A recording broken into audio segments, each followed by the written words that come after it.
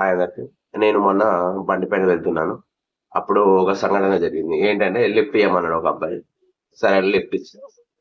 Lift ఇచ్చిన తర్వాత ఏమైందంటే ఒక 5 నిమిషాలు ఏమనలేదు. కామ్‌గా కూర్చుండు. ఓకే. పర్లేదు. తర్వాత ఎగ్జామ్ ఉంది. స్పీడు అంటాడు. ఓయమ్మ! మరి ఇంత కొంచెం ఒక అర్ధగంట ముందు బయలుదేరితే అయిపోతుండేగా.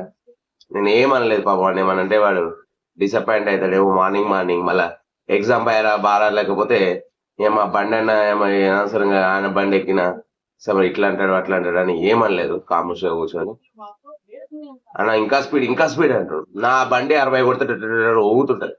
షేక్ అయితుంటది. ఇంకేం స్పీడ్ పోవాలి? ఒకటే చెప్పిన, చిన్నా నా బండి 60 కంటే ఎక్కువ పోదు.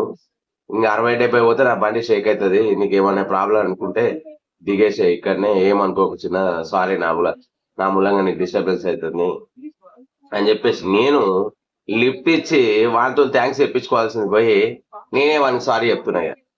ఎందుకంటే ఎగ్జామ్ అంటుండు. ఎగ్జామ్ అనేది ఇంపార్టెంట్ లైఫ్‌లో.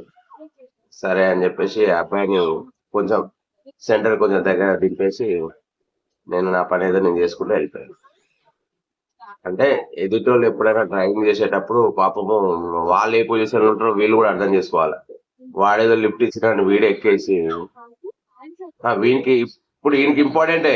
కానీ బండి డ్రైవ్ చేసేటోనికి ఇంపార్టెంట్ కాదు కదా! అది కూడా కొంచెం ఆలోచించుకొని కొంచెం లిఫ్ట్ తీసుకోవాల్సిందిగా నా మనవి.